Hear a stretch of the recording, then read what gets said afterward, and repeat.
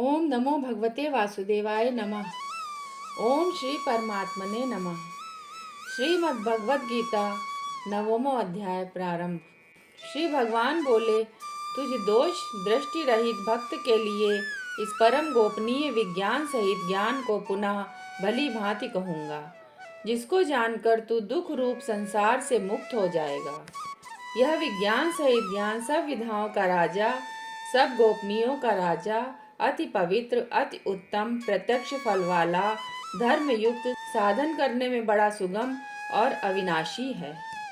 हे परंतप, इस उपर्युक्त धर्म में श्रद्धा रहित पुरुष मुझको ना प्राप्त होकर मृत्यु रूप संसार चक्र में भ्रमण करते रहते हैं। मुझ निराकार परमात्मा से यह सब जगत जल से बर्फ के सदृश परिपूर्ण है और सब भूत मेरे अंतर्गत संकल्प के आधार स्थित हैं, किंतु वास्तव में मैं उनके स्थित नहीं हूँ। वे सब भूत मुझ में स्थित नहीं हैं, किंतु मेरी ईश्वरीय योग शक्ति को देख कि भूतों का भरण पोषण करने वाला और भूतों को उत्पन्न करने वाली भी मेरी आत्मा वास्तव में भूतों में स्थित नहीं है। जैसे आकाश से उत्पन्न सर्वत्र विचरने वाला महान वायु सदा आकाश में स्थित है, वैसे ही मेरे संकल्प द्वारा उत्पन्न होने से संपूर्ण भूत मुझ में स्थित हैं, ऐसा जान। हे अर्जुन, कल्पों के अंत में सब भूत मेरी प्रकृति को प्राप्त होते हैं, अर्थात प्रकृति में लीन होते हैं, और कल्पों के आदि में उनको मैं फिर रचता हूँ। अपनी प्रकृति को अंगीकार करके स्वभाव के बल से परतंत्र हुए इस संपूर्ण भूत समुदाय को बार बार उनके कर्मों के अनुसार रचता हूँ। हे अर्जुन, उन कर्मों में आसक्ति रहित और उदासीन के सदृश स्थित मुझ परमात्मा को वे कर्म नहीं बांधते। हे अर्जुन, मुझ अधिष्ठाता के सकाश से प्रकृति चराचर सहित सर्व जगत को रचती है और इस हेतु से ही ये संसार चक्र घूम रहा है।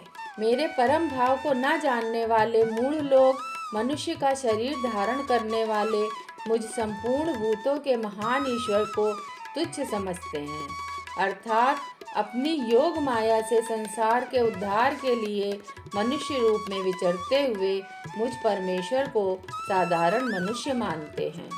वे व्यर्थ आशा, व्यर्थ कर्म और व्यर्थ ज्ञान वाले विक्षिप्त चित्त अज्ञानी जन राक्षसी, आसुरी और मोहिनी प्रकृति को ही धारण किए रहते हैं।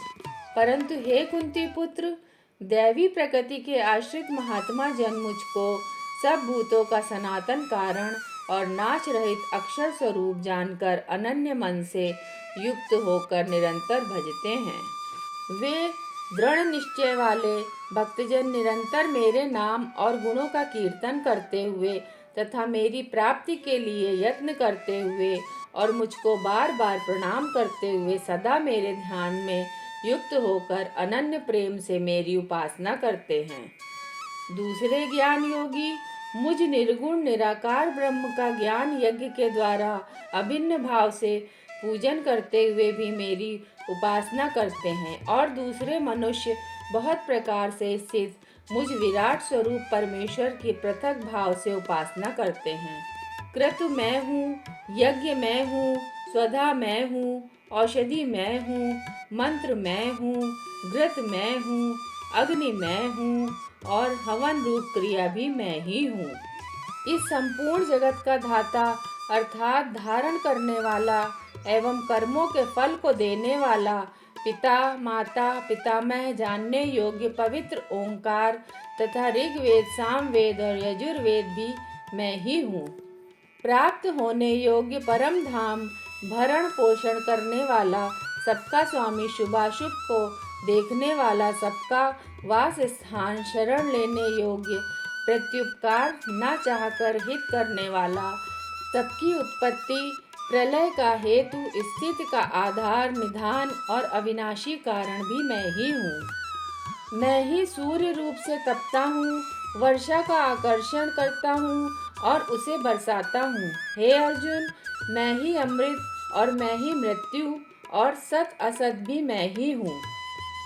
तीनों वेदों में विधान किए हुए सकाम कर्मों को करने वाले, सोम रस को पीने वाले, पाप रहित पुरुष मुझको यज्ञों के द्वारा पूजकर स्वर्ग की प्राप्ति चाहते हैं।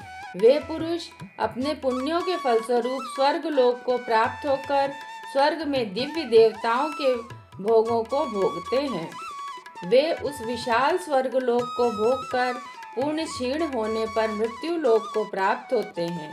इस प्रकार स्वर्ग के साधन रूप तीनों वेदों में कहे हुए सकाम कर्म का आश्रय लेने वाले और भोगों की कामना वाले पुरुष बार बार आवागमन को प्राप्त होते हैं, अर्थात पुण्य के प्रभाव से स्वर्ग में जाते हैं और पुण्य क्षीण होने पर मृत्यु लोक में आते हैं। जो अनन्य प्रेमी भक्तजन मुझ परमेश्वर को निरंतर चिंतन करते हुए निष्काम भाव से भजते हैं, उन नित्य निरंतर मेरा चिंतन करने वाले पुरुषों का योग क्षेम मैं स्वयं प्राप्त कर लेता हूँ।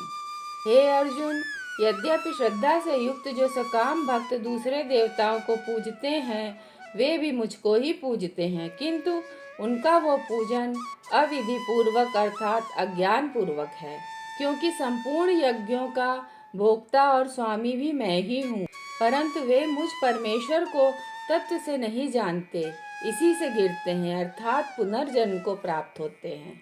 देवताओं को पूजने वाले देवताओं को प्राप्त होते हैं, पितरों को पूजने वाले पितरों को प्राप्त होते हैं, भूतों को पूजने वाले भूतों को प्राप्त होते हैं और मेरा पूजन करने वाले भक्त मुझको ही प्राप्त होते हैं।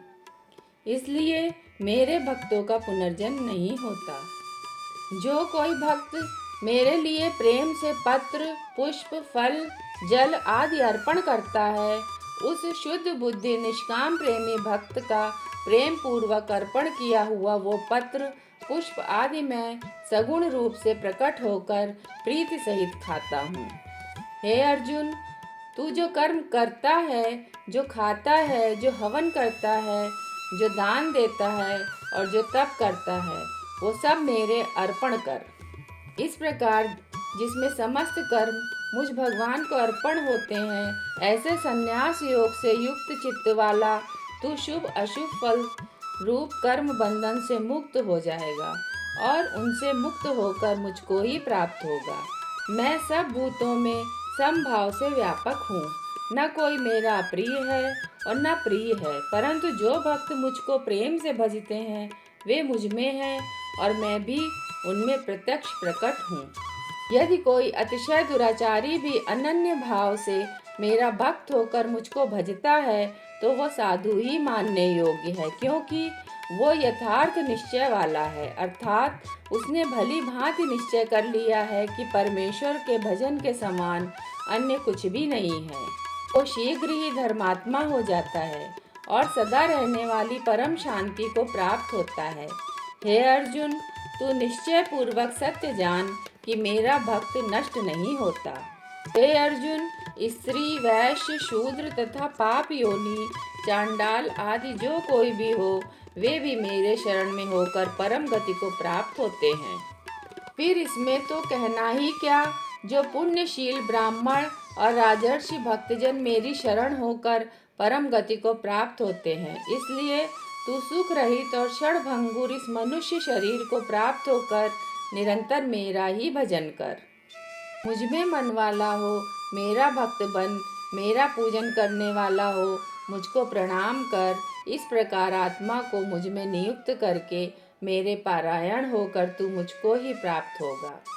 हरि ओम तत्सत।